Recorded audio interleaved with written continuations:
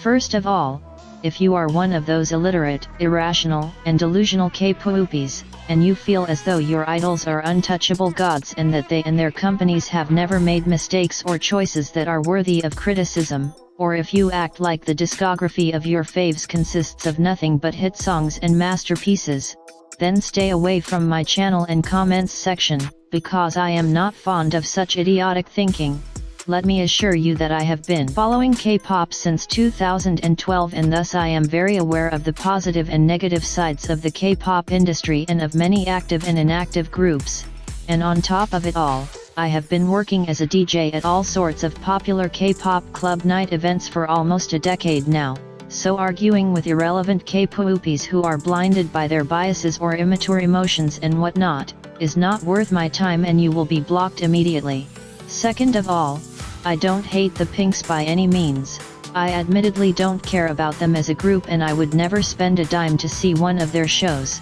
but I really like their music and I absolutely understand why they are as popular as they are. So without further ado, let me explain why they should have disbanded this year for good. Let us slander the ugly bitch in the mirror again, but this time it is YG.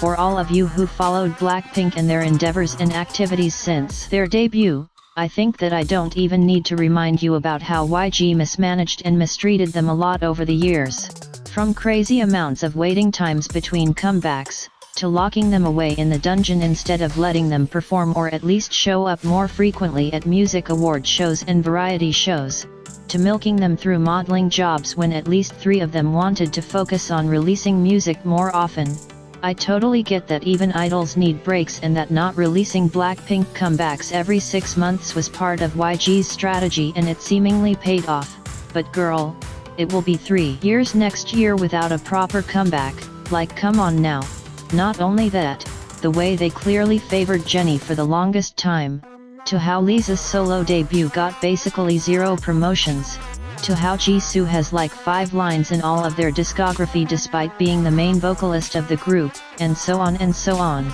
The list is pretty endless and it is all just really tedious at this point. With all of that being written on the wall, not only are the Pinks better off without the interference of YG and their more than questionable decision making, as the top girl group of the world right now, I don't feel there is much more that they could achieve under YG's wings. Maybe a Grammy award, but who really cares about the Grammys anymore? To maybe setting up their 8094th record nobody except for maybe some hardcore blinks gives a shit about any longer.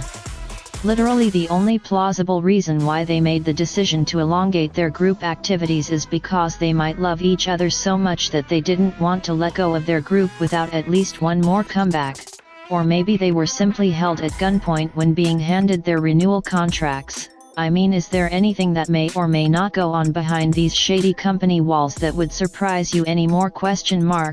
After all, instead of putting their last sweat and breath into working hard on solo projects from now on and frequently releasing whatever they want to give their fans, whether that be music, acting, modeling etc., they for some reason agreed to keep operating as a group together under YG, with at least one more comeback on the horizon for 2025. And for what exactly? The last time that Blackpink seemed authentically and genuinely happy releasing music was during their As If It's Your Last and Duu Du Duu era in my opinion. No really, I undoubtedly liked Duu Du Duu and Kill This Love,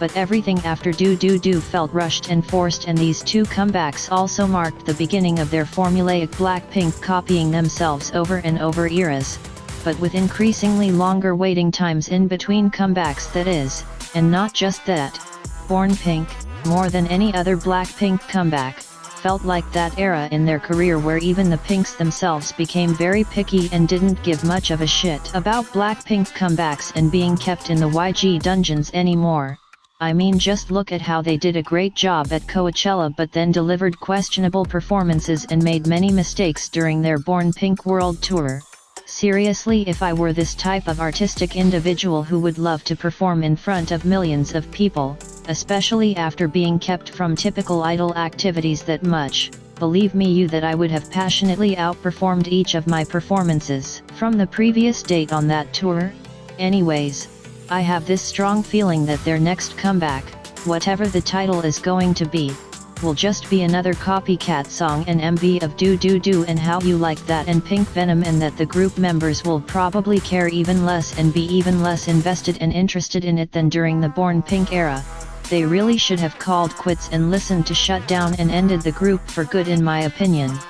Another reason why Blackpink better disband with their heads held high as soon as possible is because Babymonster, as much as I don't care about them, will never be able to make a name for themselves in the industry and have a bright career as long as Blackpink sucks up all the attention in the room. I mean, this is not even comparable to the Twice ITZY and NMIXX being active at the same time situation, since their target audience and popularity ratio are quite well balanced, except for some comeback collisions here and there. And most importantly, and this is one issue that comes straight from my heart, Flow to Anyone just announced their reunion under YG the other month, which was, in all honesty, a big mistake, huge, and enough reason and material for another rant video.